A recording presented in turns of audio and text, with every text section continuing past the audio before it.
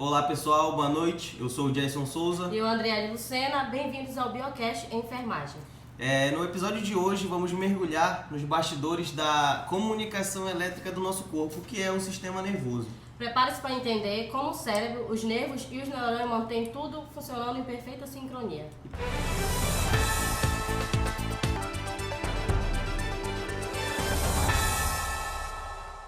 Para falar desse assunto tão interessante, né, estão conosco aqui nossos colegas acadêmicos de enfermagem da Universidade Uniplan do primeiro período.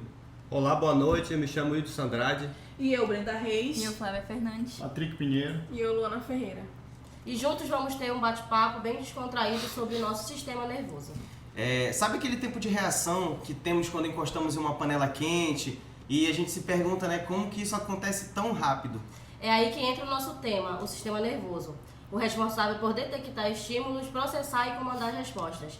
E para quem está na enfermagem, entender isso é essencial quando avaliamos reflexos, dores e alterações motoras. Vamos começar com o nosso colega Wilson, seja bem-vindo.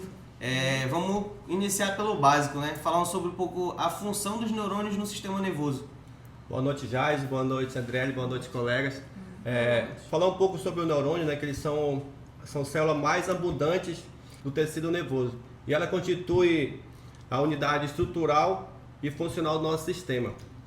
Ela é responsável de quê? De captação, processamento e transmissão de estímulos. No mundo do nosso sistema nervoso, nós temos os neurônios chamados de neurônio sensitivo e aferente. O que isso quer dizer, Jair? Que nossos neurônios jogam informações para o nosso sistema nervoso central, que joga para os nossos membros, para criar tipo uma autodefesa, como você citou agora há pouco sobre uma água quente, gelada, uma coisa que você falou. Sim.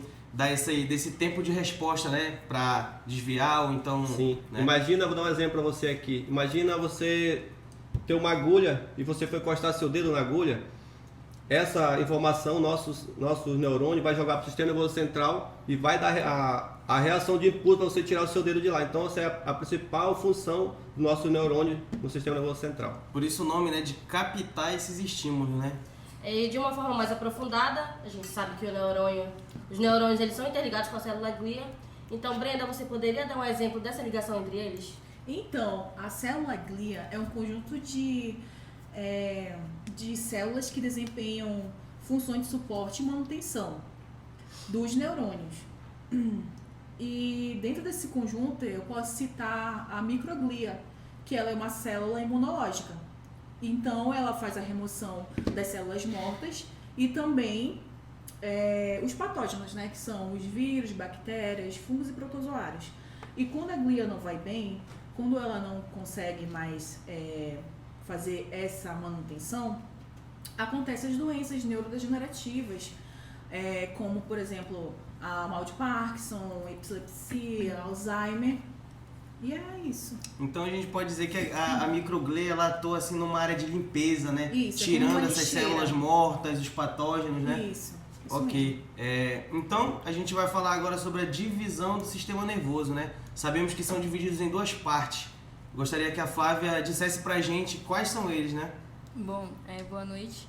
São eles o sistema nervoso central e o sistema nervoso periférico. O sistema nervoso central, ele inclui o cérebro e a medula espinhal. Já o sistema nervoso periférico, ele compreende todos os nervos de fora, ele conecta o corpo. Sim, entendi.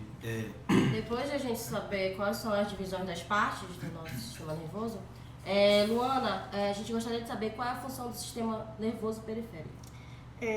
Então, a função dele é conectar o sistema nervoso central a todos os órgãos do corpo, transmitindo assim informação entre eles. Isso significa que o sistema nervoso periférico recebe informações do ambiente e dos órgãos, como os sentidos e a resposta aos estímulos, e as envia para o sistema nervoso central para o processamento e assim vice-versa. Bom, muito interessante, né, que o sistema nervoso periférico é o que o Wilson acabou de falar naquela hora, né, que ele é responsável com o sentido e a resposta aos estímulos, né? Muito bem. Então eu gostaria que o Patrick agora, né, falasse pra gente qual que é a função do sistema nervoso central. Bom, pessoal, o sistema nervoso central é o centro do comando do nosso corpo, né? Como a nossa amiga aqui falou, ele é formado pelo cérebro, né? E pela medula espinhal. E ele que é responsável, né? Pelo nosso movimento, pelos nossos sentimentos, controlar nossos movimentos. Ele dá o comando, digamos assim, vou levantar meu braço, ele dá o comando para a medula espinhal e ela vai lá e obedece. Executa, né? E em questão de emoções, o nosso, digamos assim, mais clichê que a gente tem hoje em dia, né? Eu te amo todo meu coração. Claro que isso não é verdade, né? E o nosso coração é responsável por bombear sangue, né? Bombear sangue. Ou seja, o nosso sentimento vem tudo daqui, ó. Isso. Do nosso sistema nervoso central. Então ele que é o senhor, ele que é o cabeça da nossa empresa. Isso, muito bem. Sabemos que existem muitas doenças que atingem o nosso sistema nervoso, mas eu gostaria que a Brenda citasse uma pra gente, como um exemplo. Então, eu posso citar aqui a Alzheimer, né? Que é uma doença neurodegenerativa. Ela é uma doença incurável e também ela é progressiva, porque é aí que quando acontece a morte das células, dos neurônios, na verdade. E assim, por que causa isso? É que é como se fosse um excesso de proteína no cérebro e acontece esse tipo de doença. Como é que a gente pode evitar, né? Fazendo uma boa alimentação, fazendo exercícios físicos. A maioria das pessoas que têm essa doença são de acima de 60 anos, mas um jovem também pode ter, dependendo da forma como ele vive, né? Das práticas que ele tem, de leitura, jogos, enfim, que estimulem o cérebro também. Uma pessoa que tem Alzheimer é difícil porque ela se torna um bebê novamente. Então ela não tem noção de tempo e espaço, ela não pode ir no comércio sozinha, né? Então ela tem que ter um cuidador ou um parente próximo. E assim, ela tem que ter também muito carinho e cuidado, porque porque não, tem que ter paciência. Então assim, é isso basicamente. Então, Brenda, muito obrigada por nos apresentar a doença. Uma delas, na verdade, né? Isso.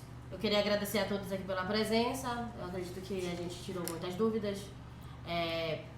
Eu acho que é bom a gente frisar, né, o que a Brenda falou sobre a importância da gente praticar, ter essa prática contínua, né?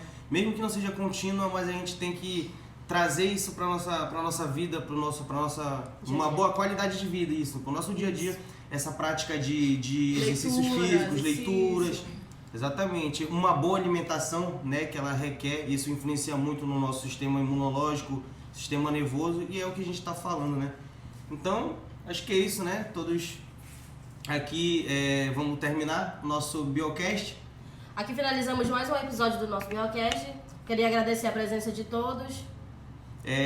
Com certeza, né? Agradecer a presença de todos aqui. Todos sabemos que cada um teve uma dedicação e tempo para esse nosso trabalho sair do jeito que a gente quer, mais ou menos transmitir essa informação, né? Que é sobre o nosso sistema. Então, aqui acaba o nosso Biocast. Muito obrigado pela audiência de todos.